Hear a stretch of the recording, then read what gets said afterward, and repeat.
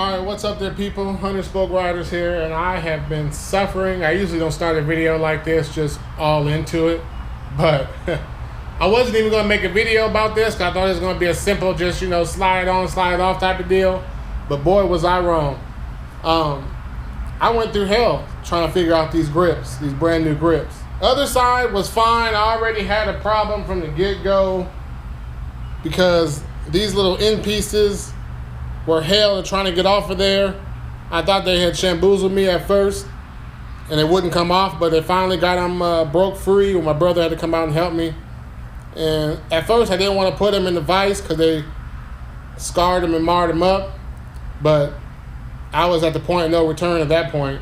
And I knew I needed these. Although I love the look of the bullet end pieces on there, I needed them off of there so I can get my bar end mirrors. So I liked the look, but I didn't like them good enough to put my old mirrors back on. So the other side went on easy. Once I got everything broke free, the other side went on easy. This side, not so much. It took a while to figure out how to get this little sleeve off. And once I broke it, I was pretty much committed to putting this new stuff on there because I was kind of sweating bullets. I got everything on there, got everything set up. It's all loose right now. Basically, this throttle system works off these little cables. It's almost like a pulley system. And once I got all that hooked up, the new grips look great. The new grips look great. I'm gonna get all this closed up and put back together. There's 3 screws in order to get the sleeve off. In order to get the sleeve off of your throttle side and change the sleeve and the grips, when you go with rubber grips, you leave this on, you never change it. You just slide the grip off, you slide the new grip on. But when you go with aluminum grips, the aluminum grips deletes this altogether, so you don't need this sleeve. You gotta take basically the starter switch, the horn switch, you gotta take it all apart to get to the cables to unhook everything. And for some reason I couldn't find anywhere in my book on how to do this, so I was just figured if I can get the old one out, I'll be able to get the new one in. But like I said, once I broke it, it was a full commitment at that point. But I'm about to throw everything all back together. I was just shocked how tight these things were on here. I don't know who put these on from the factory, but they were like crazy gorilla tight. I was almost to the point where I was ready to just not even use these because of that and go get me some rubber grips and call it a day. But my brother talked me out of it and was like, no, they gotta come off. If they say they come off, they gotta come off. I can see the groove in it from the inside, so I was just trying to get them off without, tearing them up too much. So he wrapped it up with tape. He put it in the vise, wrapped the vise up, and he got them broke free for me. So he definitely saved me on that one. So right now they look crazy with this little gap right here, but the bar end mirrors, it'll tie it all together. So, but I do have options. I wasn't really going to do a how-to video on this because for one, I really didn't know what the hell I was doing. And I was just basically trying to, wing it. So I don't like to do how-to videos when I'm 100% sure what I'm doing. I'm confident enough to where I can show people how to do it, But for now, this is going to be an update video. I'll just give you a few little quick tips. But let me tell you what's been going on since then. And what I put on, starting from the back, working my way up. I put the simple stuff on. I didn't want to make a video about it because it wasn't that serious. Got my back seat eliminator in. Eventually I will get my back seat fixed, but for now I'm just going to rock with the eliminator. It's the same color as the bike and it's all good. Soon I'll be getting this old sticky sticker stuff off of here to clean this up a little bit. Done something just real quick and easy. Mirror block offs. I took my mirrors off. The mirrors that were on there were these big old bulky sun faded mirrors I had.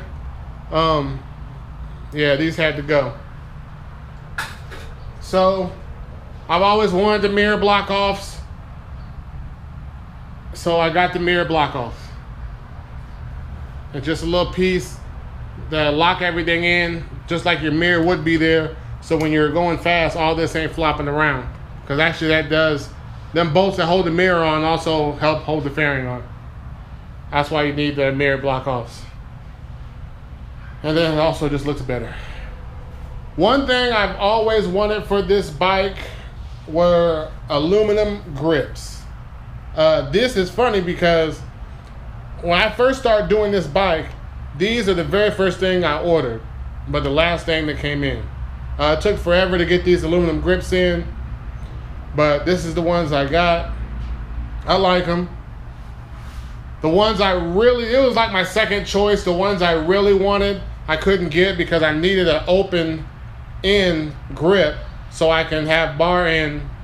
Since I took my mirrors off, I needed these bar end mirrors, okay, to replace those mirrors. They're a little bit smaller.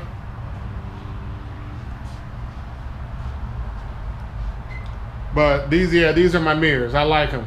I've always wanted aluminum grips the whole time I've had this bike, and I finally after all these years finally broke down and got some. Now, as far as these bar end mirrors go, there's nothing really special about these. These actually aren't even the bar end mirrors I really wanted. The ones I really wanted cost a hell of a lot more than these, but I just couldn't. I need so much other stuff for the bike. I figured I'd just go get me a cheap set of bar end mirrors from Cycle Gear just to get me by until I finish off the bike, and then maybe I'll switch them. Because all this is really a few bolts holding them on. I do like these though, because they fold in. That's one cool thing. And the only reason I picked these up from Cycle Gear because they had them on sale. So I said I couldn't pass up the sale. It's basically pretty much half off. I'm not 100% sure I'm gonna keep them like this, mounted on a down position like this. But you know, the overall look, I think gives the overall look a lot better. Now keep in mind with this, I still gotta order some custom levers. I haven't really found any I fell in love with yet, but that will be coming soon. So as I said, and I didn't do a video installing this because, man, let me tell you, that side over there was the easy side. This throttle side was pretty hard to install. But I got it going and got it all on there, and everything's all good. But I like them, man. I recommend getting billet, unless you always ride barehanded with no gloves, which I don't really know a lot of people who do ride barehanded that ride sport bikes. But as long as you wear gloves, you're okay, because in the summertime they will get a little warm, but you got on gloves, so it don't matter. So I recommend a bullet grip to anybody with a sport bike, because it does have a way better feel than the rubber grip. There you have it. Not a whole lot going on. Just got some of the few little pieces I just thrown on there. I just actually threw all this on today. There you have it, people. 100 Spoke Riders signing out with some brand new aluminum grips and some brand new fold-in bar-in mirrors. All right, y'all, to the next episode.